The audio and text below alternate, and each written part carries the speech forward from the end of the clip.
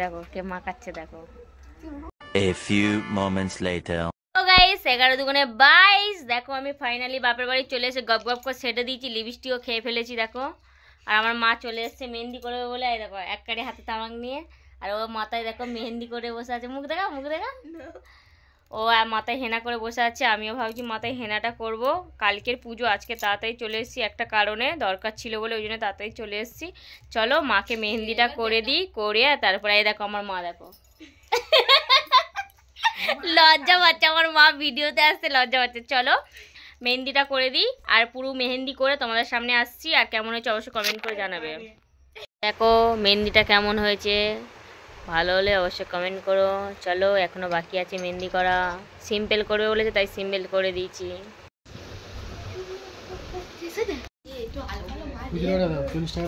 এই দেখো চুল কেটে এসছে, শ্বশুর বাড়ি এসেই চুল কাটতে আরম্ভ করে দিয়েছে। কেমন লাগছে অবশ্যই কমেন্ট করো। পিছনটা দেখি, পিছনটা দেখে সুভাষের ছাড় মেরেছে দেখি, পিছনটা দেখে ভালো লাগছে, খারাপ লাগছে না অবশ্য।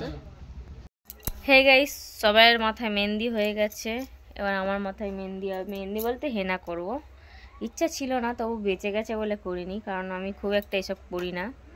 চলো দেখো, দেখতেই পাচ্ছ আমার মাথায় তেল ভর্তি, তবুও পেঁচিকি দিয়ে করাবো বলে পেঁচি মাথায় হেনা কর দে, ওকে দিয়েই মাখাবো, আমার হাত লাল হয়ে যাবে নখ পোক। চলো হেনাটা করি যখন তখন দেখাচ্ছি।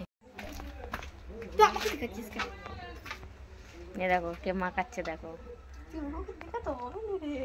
বাজে বিকেল 4টে, আমি আর মা বাপি সবাই মিলে বাজারের দিকে যাচ্ছি, বাজারে বলতে হাটের দিকে যাচ্ছি কেনাকাটি করতে। এই তো, আর মা ঘরের তালা চাবি দিচ্ছে। চলো আমরা এবার বাজারের দিকে হেঁটে যাই। আর আমি কালকের গন্ডি দেব, মানে উপোস করব, তার জন্য গন্ডি কাটবো বলে, তার জন্য আমি কিছু কেনাকাটি করতে যাচ্ছি। কি হয়েছে? আমার মা আবার কিছুর জন্য ডাকছে, কেনাকাটি করতে যাচ্ছি। ফাইনালি আমাদের শাড়ি কেনা কমপ্লিট হয়ে গেছে। এই হচ্ছে দোকানদার।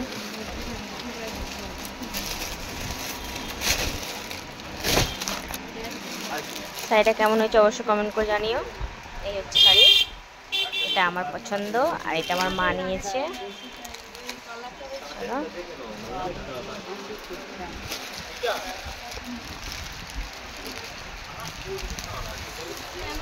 মার্কেটিং করা কমপ্লিট হয়ে গেছে। দেখো এই হচ্ছে ভাগ্যলক্ষ্মী স্টোর আছে, লেখা দেখতে পাচ্ছি না, কিন্তু দোকানের দেখে নাও।